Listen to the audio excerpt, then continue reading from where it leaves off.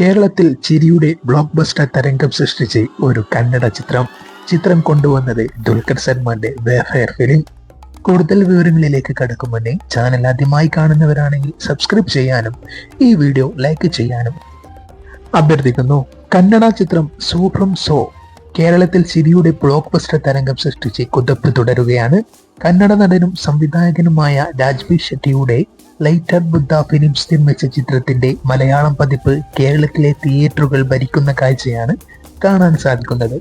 ആദ്യ വാരത്തിൽ നിന്ന് രണ്ടാം വാരത്തിലേക്ക് എത്തുമ്പോൾ 75 നിന്ന് 175ഓളം സ്ക്രീനുകളിലേക്കാണ് ചിത്രം വ്യാപിപ്പിച്ചിരിക്കുന്നത്. ഓരോ ദിനവും ഷോകൾ വർദ്ധിക്കുന്നു.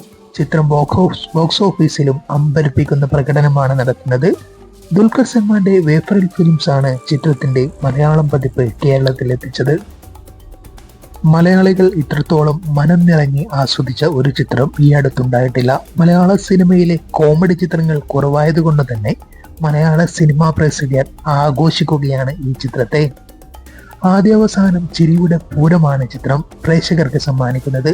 പക്ക കോമഡി ഫൺ എന്റർടൈനർ ആയൊരുക്കിയ ചിത്രം തിയേറ്ററുകളിൽ ഹൗസ്ഫുൾ ഷോകളുടെ പെരുമഴയാണ് സമ്മാനിക്കുന്നതും.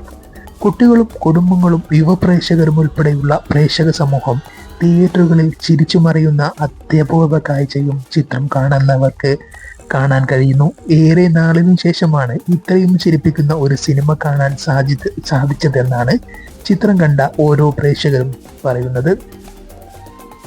എല്ലാം മറന്ന് കുട്ടികളും കുടുംബവും അടക്കം ആഘോഷിച്ചു കാണാവുന്ന ഒരു കംപ്ലീറ്റ് ഫൺ ഫിലിമാണ് സോ ഫ്രം സോ എന്ന് നിരൂപകരടക്കം വ്യക്തമാക്കുന്നു.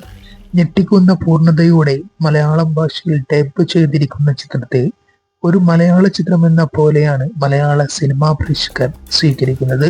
കന്നഡയിലും മെഗാ ബ്ലോക്ക് ബസ്റ്റർ ഹിറ്റായി പ്രദർശനം തുടരുന്ന ചിത്രം രചിച്ച് സംവിധാനം ചെയ്തിരിക്കുന്നത് JP തുമിനാടാണ്. അദ്ദേഹം തന്നെയാണ് ചിത്രത്തിൽ മെയിൻ വേഷം കൈകാര്യം ചെയ്തിരിക്കുന്നതും.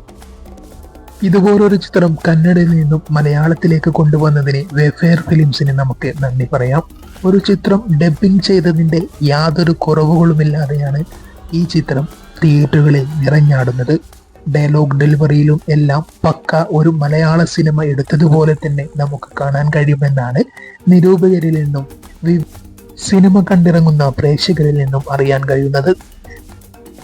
ഒരു കന്നഡ ചിത്രമായാൽ പോലും മലയാള സിനിമാ പ്രേക്ഷകർക്ക് ചിരിച്ച് ആഘോഷിച്ചു കാണാൻ ഏറെ നാളുകൾക്ക് ശേഷം തിയേറ്ററുകളിൽ ഒരു സിനിമ കിട്ടിയതിന്റെ സന്തോഷത്തിലാണ് പ്രേക്ഷകർ. നിങ്ങളിൽ എത്ര പേർ ഈ ചിത്രം തിയേറ്ററുകളിൽ കണ്ടിട്ടുണ്ട്? എന്താണ് നിങ്ങളുടെ അഭിപ്രായം? കമന്റ് ബോക്സ് രേഖപ്പെടുത്തൂ. ഒപ്പം ചാനൽ സബ്സ്ക്രൈബ് ചെയ്യാൻ കൂടി അഭ്യർത്ഥിക്കുന്നു.